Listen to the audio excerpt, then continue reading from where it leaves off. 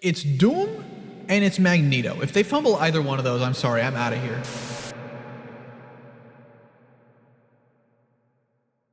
That would be really funny though, if the rest of the video was just an empty chair.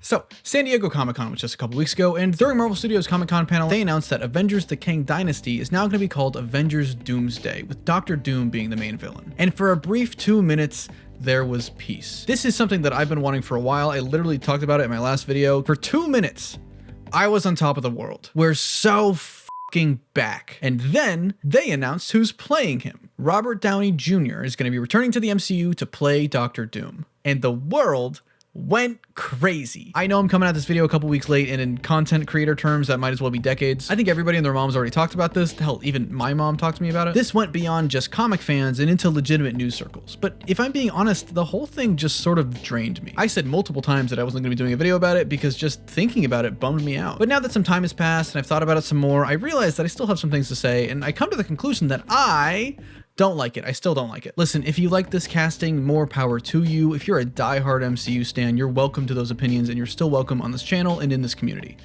But just a warning, I'm probably going to talk some shit. Lately, I try to be as optimistic as I can, and I'm going to try to come at this with an open mind, but I'm sorry, I can't help myself. If you ask me, this casting just reeks of desperation. With the exception of Deadpool and Wolverine, it's not really a secret that Marvel's been kind of struggling at the box office lately. A lot of movies post-Endgame and their multiverse saga overall doesn't seem to be engaging with general audiences, and bringing back Robert Downey Jr. into the mix kind of feels like a ploy to bring some of those viewers back. I mean, Deadpool and Wolverine is making stupid money right now, so I guess the tactic works. I'm not one to sit here and say that the MCU is dying, but aside from a few standouts, the recent movies have just sort of felt forgettable, and I think audiences are catching on to that. But I don't think Marvel or the superhero movie is dying by any means. It's not Harold and the Purple Crayon or anything. But I do think that the multiverse saga as a whole lately has been such a weird era for Marvel. Instead of using the idea of the multiverse to actually explore interesting concepts about these characters and the world, it's mainly just being used as a way to bring back actors for cameos or fan casts. Which is all fun and good, don't get me wrong. I fully expected to hate Deadpool and Wolverine, but I genuinely loved it despite all of its faults. Specifically because those cameos and character returns had actual weight and meaning behind them. They weren't just brand IPs to shove in your face or AI generated zombies. But in the context of the stories themselves, the actual multiverse concept has felt pretty half-baked, and it feels the same here with Dr. Doom. It's essentially just stunt casting to get headlines and people talking about the news and talking about Marvel again, which is a shame because Marvel isn't really known for that kind of thing. Ironically, the last newsworthy casting from them was Robert Downey Jr. as Iron Man, especially with Downey coming off of Oppenheimer and a whole Oscar campaign where he was making a big push to be in more serious roles.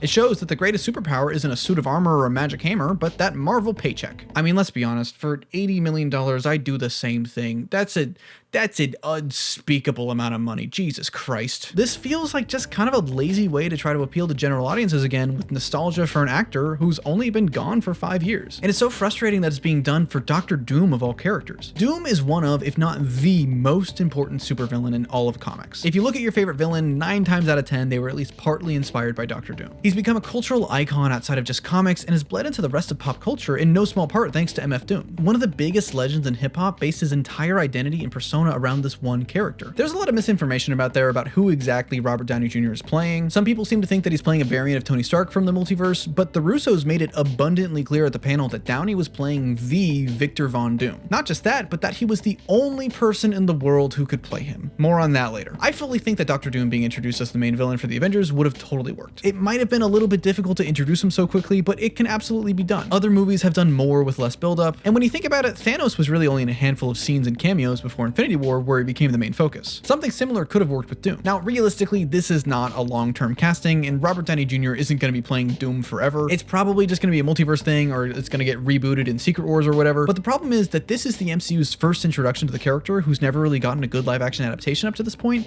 and it just sort of undermines when the real one shows up. Especially since this seems like it's going to be a huge year for Dr. Doom as a character. We got an amazing new one-shot. He's going to be the main villain in Marvel Rivals. He's a big part of the new Ultimates comic. He's probably going to be back in Fortnite, I think. This genuinely seems like the best time to be a Dr. Doom fan and get into the character. And so it's extra frustrating when the biggest movie franchise in the world seems to be wasting him on a gimmick. It simplifies him down to nothing more than just Iron Man but evil, which is crazy because we already have that. Superior Iron Man is a 2014 comic series created by Tom Taylor and Yildiray Shinosh. It was part of Marvel's Axis event, which had a spell that inverted the morals of its heroes and its villains. Superior followed a version of Tony Stark who used his money and his technology to influence, manipulate, and control the people of San Francisco for a profit, even going so far as to plant nanobots in Daredevil. It's not an Avengers level threat or anything, but if you wanted Robert Downey Jr. to come back as a dark and fucked up version of the MCU's first hero, there's literally a precedent for that that's arguably less confusing for general audiences. Just Dr. Doom on his own could have worked, Superior Iron Man could have worked, but combining the two ideas just doesn't mix. It feels like there were two break glass in case of emergencies, and we panicked and broke both of them, and now there's just a bunch of broken glass everywhere. And before you say that it's like Infamous Iron Man,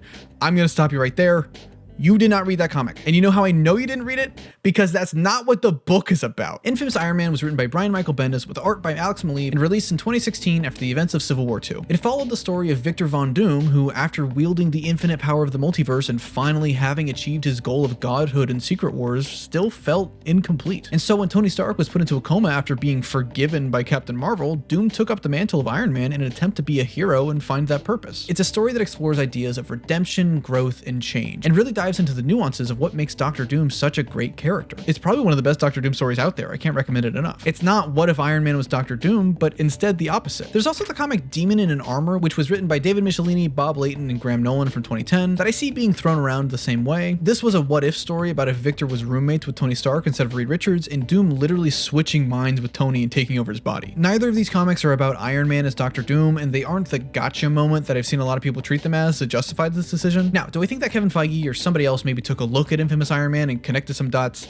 Probably. But the key distinction is that they're kind of weird dots for them to connect for the introduction of Doctor Doom, especially when it's literally flipping the concepts directly on their head. There is this recurring problem in online spaces where a lot of people who talk about comics haven't actually read the comics that they're talking about. So many people all have this collective love for the stories and the characters that came from this medium, and yet don't even attempt to try and engage with those stories themselves. So if you're looking for some good Doctor Doom comics, I recommend Books of Doom by Ed Brubaker and Pablo Raimondi, Doom Quest by David Michelinie, Bob Layton, and John Romita Jr., Sanford Green and Jonathan Hickman's Doom one-shot from this year, which is great, and the current run of The Ultimates by Denise Camp and Juan Frigiri. Denise Camp is having a lot of fun and really leaning into this Robert Downey Jr. news, saying that you have to read The Ultimates to understand it. And I personally think that every single comic writer needs to start tricking MCU fans like that more often. You want to understand the cameos in Secret Wars? Well, you'd better read the newest issue of Jeff the Land Shark, or else none of it's going to make sense. You might be saying that Robert Downey Jr. is a great actor, and I agree, and since Doom never takes off his mask, then why does it really matter who plays him? Firstly, Doom takes off his mask pretty often in the comics. It's not super commonplace, but it's not like it never happens. Plus, it's Robert Downey Jr. They literally created a new way of filming Iron Man specifically so he could show his face more. He's not wearing that damn mask the whole movie. But my biggest issue, more than just the stunt casting and the weirdness of it all, is that Victor Von Doom is Romani, and that shouldn't be erased. His ethnicity was first brought up in Fantastic Four Annual Number 2 in 1964 by Stan Lee and Jack Kirby, and was delved further into in Books of Doom. As a child, Victor and his family were persecuted and targeted for their ethnicity and for their Romani heritage, leading to the death of his mother. And it's her death that motivated Doom to go into a career in science and attempt to bring her back to life. And this experiment led to his accident and the scarring of his face, and is the reason that he wears his iconic mask. The racism and the persecution that he faced as a child is at the core of his character and his motivations, and it's been consistently forgotten about. It's something that's never taken into consideration when it comes to all the fan casts that I see. Even if it wasn't Downey and it was Cillian Murphy like a lot of people wanted, you know, the other guy from Oppenheimer, this would still be a pretty big issue. And this isn't me trying to score woke points or anything like that. I mean, God knows if I went like full grifter mode, I'd probably make more money. But Doom's culture and his heritage as a Romani person is an incredibly important part of his character and his motivations. There's no Doctor Doom without the character being Romani, the same way that there's no Magneto without that character being Jewish. And after having only been played by white actors in the past, so many people were begging for Marvel to do that side of him justice and cast a Romani actor in the role. The MCU has a pretty bad history with whitewashing its Romani heroes. It's an integral part of both Scarlet Witch and Quicksilver's characters, and as good as Elizabeth Olsen and Aaron Taylor Johnson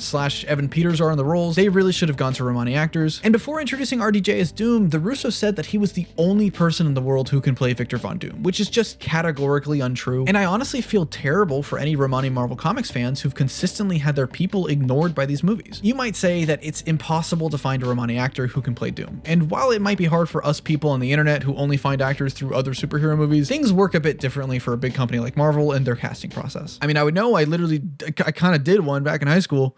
But that's a story for another time, and this is an important topic. I don't want to sideline it. Marvel and Disney have all the resources available to find unknown actors. I mean, they literally found the real-life equivalent of Kamala Khan in Iman Vellani, someone who had never acted in her life before being cast and is widely considered one of the best comic book castings ever. They went out to the desert to find the perfect rock for the thing. They can find one Romani person. But all right, now that some time has passed since the announcement and everybody's taken a second to calm down about it, and we've moved on from whatever the opposite of a honeymoon phase is, let's ask the question, is there any way that this could be good? Again, I'm not discounting Robert Downey Jr.'s acting abilities here. I think he's legitimately an incredible actor and he can absolutely deliver on the performance side of things. I don't think he's just going to be Tony Stark all over again with the same snarkiness and quips. He's not going to be like, I hate you 3000 to Black Suit Spider-Man or anything. Although the fact that this has more implications for Spider-Man than it does for the Fantastic Four and for Reed Richards, that's a choice for sure. The Russo brothers coming back to direct these movies is pretty exciting, but it's not the biggest deal in the world for me. I think their work on the Captain America movies and Infinity War and Endgame were all great, but I would have preferred someone like Sam Raimi purely just for the sauce that Multiverse of Madness had. But I'm not going to sit here and say that this is automatically going to be terrible, and I'm instead going to take a step back and let them cook a little bit and try and see the vision here. Oh, there he is. Okay, cool. We're good now. Whew, I was worried about him. After thinking more about it and talking through it with some of my friends, I think that there's really only one strategy they can go about to make this work while still respecting Dr. Doom as a character. And that's by taking a bit of inspiration from the other side of the aisle at DC with the return of Barry Allen. The Return of Barry Allen was a storyline by Mark Waid and Greg LaRocque that followed Wally West as the Flash, and Barry Allen mysteriously returning 8 years after his death in Crisis on Infinite Earths. But over the course of the story, Barry starts acting more and more aggressive and erratic, and we learn that Barry isn't Barry Allen at all, but is actually Eobard Thawne, the Reverse Flash, who got facial reconstructive surgery to look like Barry Allen specifically to torment Wally West. This story fucking rocks. It's one of my favorite Flash comics ever. Eobard Thawne is one of my favorite villains of all time just because of how petty he is,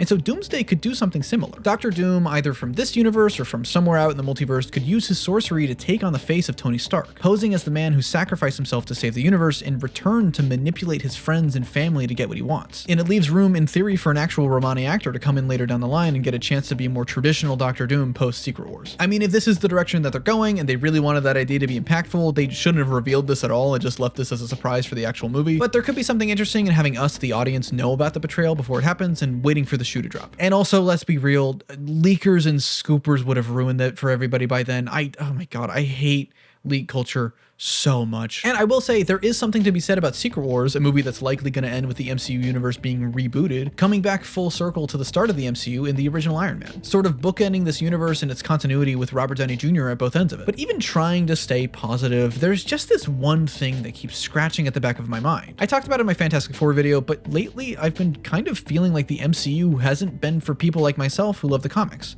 And this Doctor Doom casting just confirms that. It feels like the MCU isn't in the business of adapting Marvel stories anymore, but instead using the source material as increasingly vague and loose inspirations and an IP to jump off of and add an MCU twist. They've never made the movies strictly for comic book fans, of course not, but it's becoming even more and more obvious that the source material just isn't a priority anymore, with the creators behind Secret Invasion being told specifically not to read the original stories that they were literally adapting. 20 years ago, the Fox X-Men movies were dogged on because they changed the costumes from bright spandex into black leather. It was like they were ashamed of their comic book roots. And today, while the costumes might be brighter and have more color, Marvel is essentially doing the same thing. I'm not saying the source material should never be changed in an adaptation. The changes they made to the reasoning behind Civil War, sweet. Kamala Khan being a mutant, great, love that. It's what the original creators wanted her to be but weren't allowed to do. But changing her powers, which are literally a metaphor for her body dysmorphia and self-confidence issues, it's just like, why? I think that these characters are beloved and popular for a reason, and when you adapt them into the grand stage that is the movies, it's your job as an adaptation to take the things that make them so special and so loved and show the world why they should love them too. Comics are a beautiful and amazing medium. It's a collaboration between the written word and visual imagery. There's literally nothing else in the world like it. Some of the best stories ever told are told within the pages of these books, and it's always so frustrating as a lover not of just Marvel and DC and superheroes, but the comics medium as a whole, to see them not get the love that they deserve. It feels like comic books only matter to some people when they're adapted into live action or can be some IP to make money. It's another reason of why I actually like Deadpool and Wolverine so much. It felt like a different approach to adaptations compared to the rest of the MCU. Not just for the fun cameos and the silly dancing, but because there were times where the movie felt like it was made specifically for me as a fan of X-Men and X-Men comics. Comic covers were literally recreated perfectly in live action. There are blink and you miss it references to comic specific jokes. Hell, the standout of the movie is Channing Tatum as Gambit, who's taking the world by storm and literally making a name for himself. Ooh, I'm about to make a name for myself here. Ooh, I'm about to make a name for myself here. And the best part? He's just playing a perfect gambit ripped straight from the comics. And while there are jokes made about him, it never feels like the movie is making fun of the source material or punching down at people who love the character. And the same thing's going on over at DC, with James Gunn specifically touting the individual comics that their movies are based on. And meanwhile, the mainline MCU is over here turning Doctor Doom, literally their biggest and most iconic villain next to Magneto, into just stunt casting to remind people about Iron Man. I'm not saying that the MCU is in shambles or anything. I'm still really optimistic about Fantastic Four from everything that we've seen. And like I said, there's a chance that this could turn out to actually be some huge galaxy brain move, and this could end up amazing. But as it stands right now, I can't help but feel a little bit doomed. But what do you think about Robert Downey Jr. as Dr. Doom, and do you have any ideas about what ways this could maybe work out and be cool? This feels like such a negative video, and I don't normally like doing that anymore. Like, I'm trying to be optimistic about things, but I kind of had to get a lot of this off my chest. If you like this video, be sure to hit the like button and subscribe. Special thanks to Ans, Anus425, Cabbage Boy, Cassidy, Caroline Brenneman, Chicken McDoofus, Dan, Danny Boy, Eden Kenna, Egan McFarlane, Evan Bowers, Fastest Man Dead, Hannah C, Howard Bell, If You Know You Know, Iron Ninja, Jake Selig, Glassbear Productions, Morpy, Murrin09, Popcorn Eater 123, Sherbit, Spectacular Clyde, TDW, Theo Crouch, Tim Neufeld, Trans Huntress, Choices by Razor's Lame, Tyler Goodrich, and Yash Kapoor for being spectacular fanboys on my Patreon. This has been Tory Boy 17 coming at you live. Be responsible, and I'll see you around.